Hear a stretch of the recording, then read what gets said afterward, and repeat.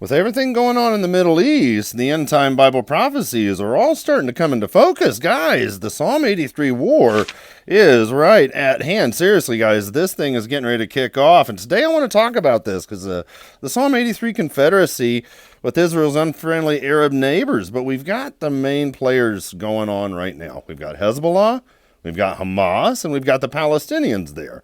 The circle within the circle. So I want to talk about this, and I want to get into end-time Bible prophecy with Psalm 83:4. They have said, "Come and let us cut them off from being a nation, that the name of Israel may be remembered no more." Now, the name of the people group is found on the left-hand side there of Psalm 83, and their modern equivalent is found on the right-hand side. With all the recent headlines of what's been going on at the Temple Mount and the Al-Aqsa Mosque during Passover and also during Ramadan, you can see how this fuse has been lit. Let's continue on with Psalm 83 verses 5 through 8. "For they have consulted together with one consent. They form a confederacy against you. The tents of Edom and the Ishmaelites, Moab and the Hagrites, Gebal, Ammon and Amalek, Philistia with the inhabitants of Tyre. Assyria also has joined with them. They have helped the children of Lot." All of these verses tie directly into what I believe is 2023. Next Friday, April 21st, is the last Friday of this year's Ramadan, and it is also known as Quds Day. And this is going to be insane because Israel's going to be preparing for a simultaneous attack from Hezbollah, from Gaza, also from Syria. And guys, these verses here are phenomenal here in the way that they all tie into end-time Bible prophecy with Israel versus Iran, Syria, Hezbollah, Hamas, Jordan, all the different hostile neighbors. Even Zechariah 12:6 talks about, "In that day the governors of Judah, like a fire pan in the woodpile, like a fiery torch in the sheaves, they shall devour all the surrounding people on the right hand and on the left." Hassan Nasrallah, pictured here, is the head Secretary General of Hezbollah. And he wants to tell the world, and especially Israel's government, and those who have influence on Israel's government, and those concerned with the regional situation in the Middle East, that any attack on the Al-Aqsa Mosque and the Dome of the Rock will blow up the entire area. This will provoke all Arab and Islamic peoples. This is showcasing the rocket attacks that have come in from Gaza there with Hamas and Hezbollah up north to Lebanon, as well as there in Syria near the Golan Heights. But the area encircled here is the northern third of Israel. And these attacks happened between April 2nd and the 9th. And down here is the central part of Israel. And the reason that I'm pointing the northern and the central parts out is this is the area that Hassan Nasrallah wants to target like this. In 2021, all the rocket attacks from Gaza, all these dots of the red alerts were in 30 minutes. And just to show you the size of Israel in comparison to the United States, it's not that big. It's the size of New Jersey. You can fit 19 Israels into the state of California, but let's listen to what he has to say. Let's look at this map. This is occupied Palestine. What he's talking about here is Palestine's land. He's trying to be funny. This is also known as Israel. What he's showing is Israel. But he's showing what the resistance can target this entire region, including Eilat.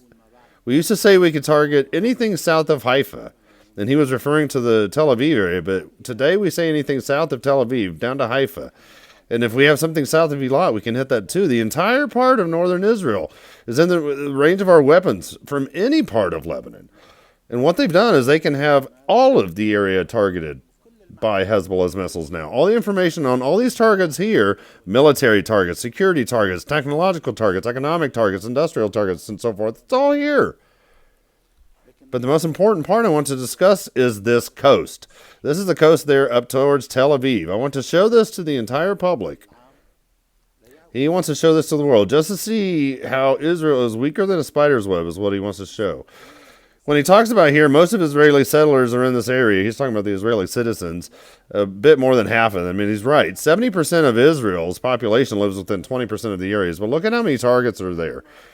In a 1,200 square kilometer area, this is nothing. It is a very small area. And this is what he's talking about. You can fit 19 Israels in the state of California. But this area here, circled, that's the central area and the northern area that he's going to target.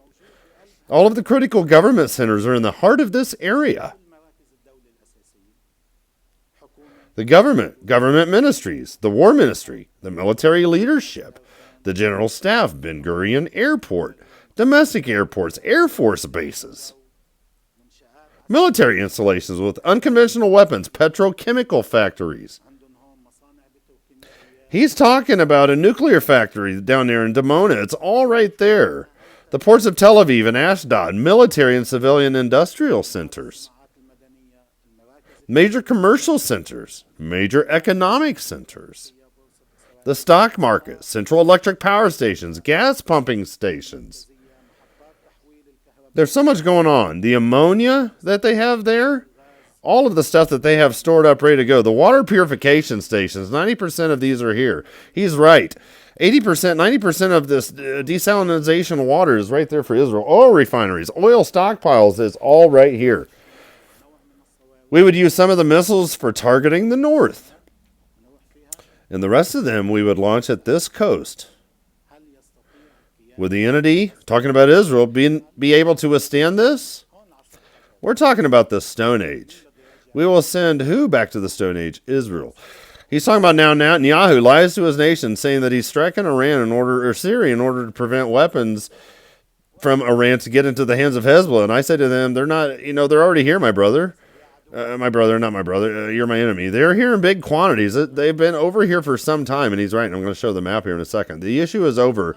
Now, Netanyahu has one goal. He says he is striking Syria in order to get Iran to leave Syria.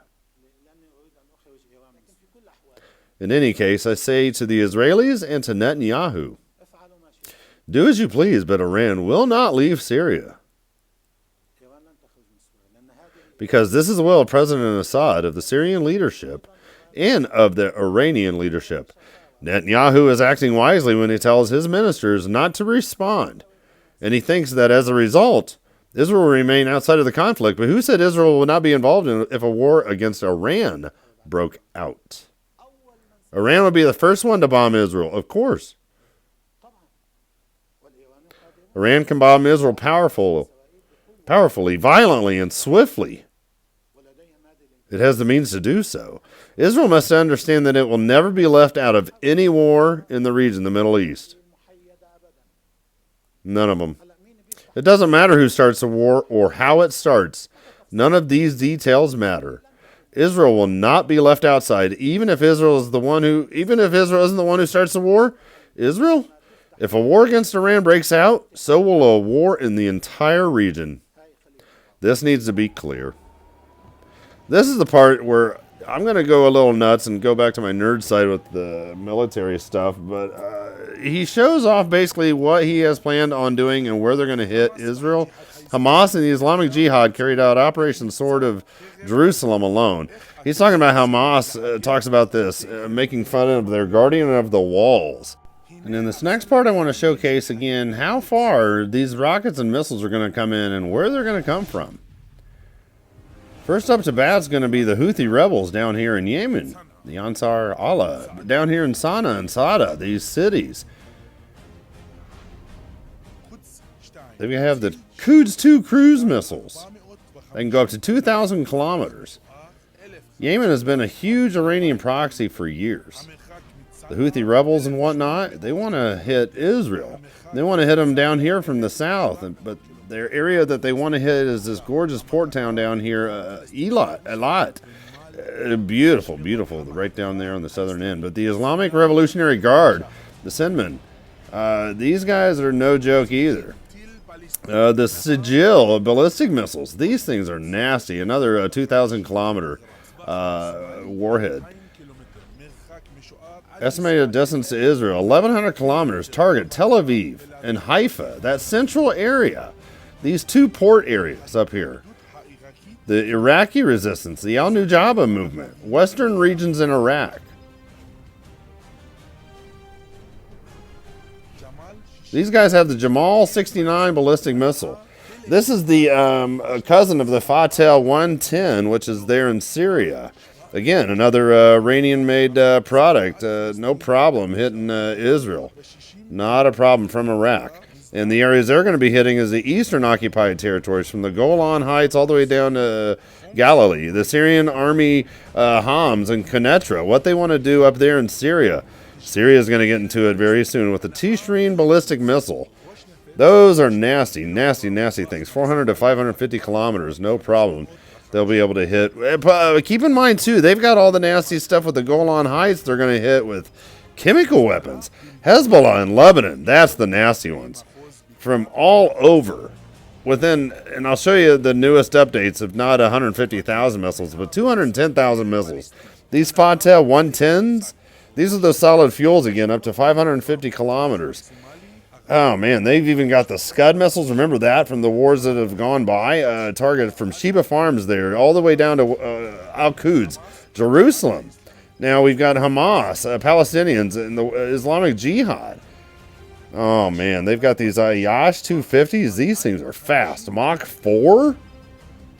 Oh, are you kidding me? These things are nuts. These things are going to hit you out of nowhere. Yeah. Oh, these things are nasty, too. The Qassam rockets striking Tel Aviv. They want to hit this entire area from Ashdod to Tel Aviv to Haifa. Wipe out the airports. Ashdod, Ashkelon, Beersheba, Dimona. Dimona has the huge nuclear plant down there.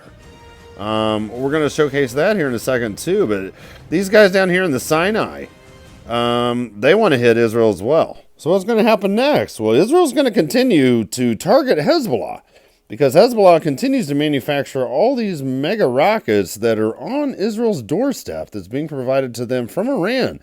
Their manufacturing is underneath businesses, underneath homes, underneath schools, underneath mosques, hospitals even. And as this map shows, they're ready to take out Israel and to wipe them off the face of the earth. They've got lots of rockets to be had.